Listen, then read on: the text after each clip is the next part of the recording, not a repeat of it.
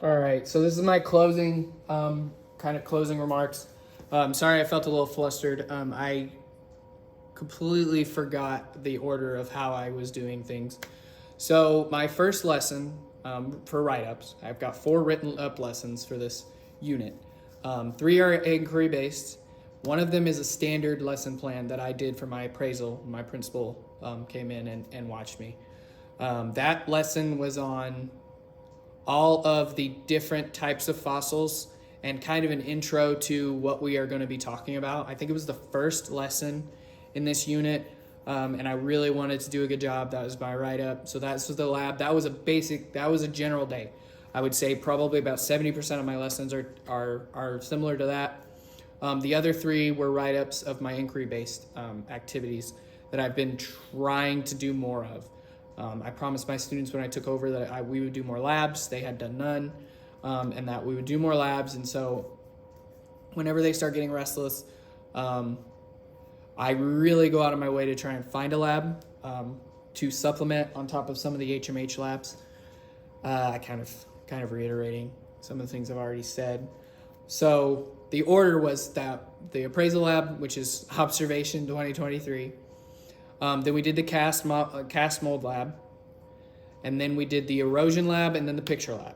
So I wanted to give them an idea of how fossils form, how living beings can get caught in rock, so the erosion, because erosion is so hard to visualize because it takes so many millions and thousands and millions of years for rock to actually get cut by wind and water, and I can't afford a pressure washer to come in and show them what water can do. So I did the next best thing. And then the picture lab, which kind of connects it to a job, I don't think they realized that they could actually go out and do backyard paleontology, finding things and putting these pieces together. So that was kind of the closing lab before the quiz and test that we had last week. So that's kind of the structure. And obviously there are explorations in between each one of those that kind of reiterate the information that's being taught. I want to apologize for my lack of structure for the last video. Like I said, I was in the middle of, I think I hit 15 minutes and my brain completely forgot what order I had taught everything in. And I'm kind of pressed for time, so I can't really re-record this. So that is a unit here at Stephen Decatur, 7th grade. I'm a first year teacher. I will teach so much better in the future. I'm already thinking of things I'm going to do next year. I already have notes of labs that I need to do, that I need to prep for better than I did this year. Each unit is a learning experience. Take from HMH, add to HMH, get rid of from HMH, and put my own spin on things.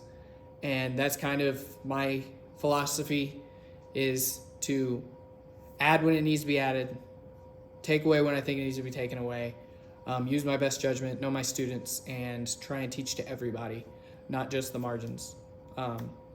So that's my unit. That should be the semester. It's been a pleasure. I've learned a lot. I've definitely been thinking a lot outside the box here.